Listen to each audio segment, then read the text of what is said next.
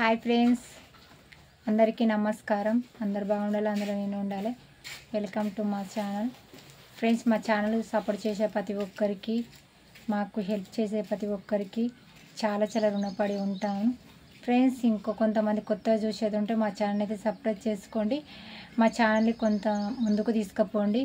మా వీడియోస్తో కొంతమందికి షేర్ చేయండి. ఫ్రెండ్స్, చాలామంది అడ్రస్ అడుగుతున్నారు కదా ఫ్రెండ్స్, చాలామంది అడుగుతున్నారు. నేనైతే అడ్రస్ పెడుతున్నాను.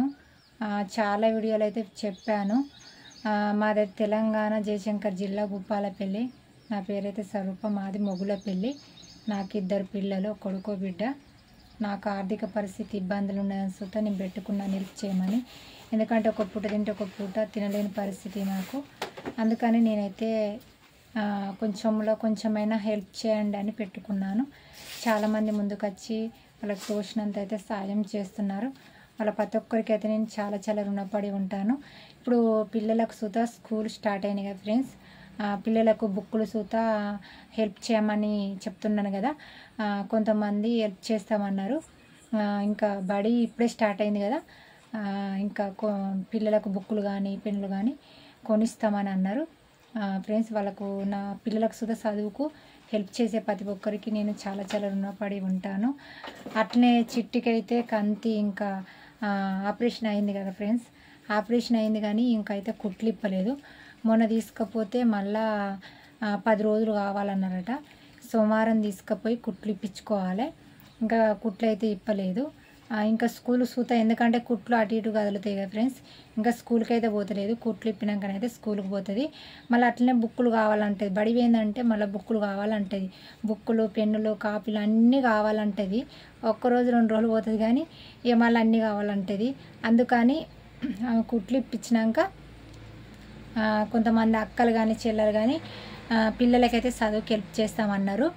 ఇక బుక్కులు పెన్నులు వాళ్ళు తీసుకున్నాక బడికి అయితే పోతారు. ఇప్పుడే స్టార్ట్ అయింది కదా, 4-5 రోజులు అవుతుంది బడి స్టార్ట్ అయ్యి.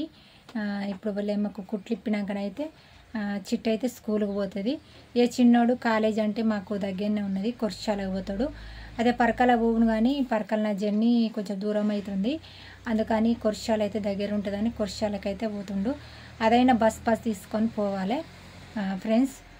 ఇంకా ఆయనకు ఇప్పుడు ఆధార్ కార్డు అప్డేట్ చేయించాలి, ఈమెకు అప్డేట్ చేయించాలి. ఎందుకంటే అప్డేట్ తేదీ తప్పులు పడ్డాయి అని అంటారు. అప్డేట్ చేయించాలి ఇలా ఆధార్ కార్డులు అయితే.